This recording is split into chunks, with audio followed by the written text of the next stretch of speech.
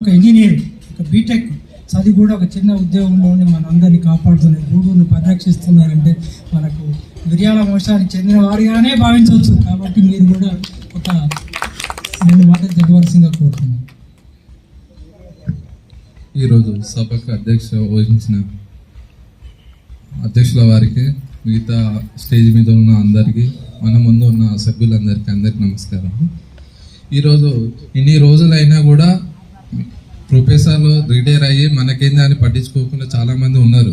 మన విలేజ్ గురించి ఏందిలే, వాళ్ళే చూసుకుంటారులే అని చాలామంది అనుకుంటారు. కానీ గూడూరు వ్యక్తులు అలా కాకుండా మన చరిత్ర ఏందో మనము ఫస్ట్ తెలుసుకొని అందరికి తెలియజేయాలని చాలా కృషితో అందరికీ తెలియవచ్చున్నందుకు ప్రత్యేక ధన్యవాదాలు తెలియజేస్తున్నాను. అదే ఈ కృషి అనేది ఇంకా ఉండాలి, అందరికీ తెలియాలని తెలియజేస్తున్నాను. ఓకే.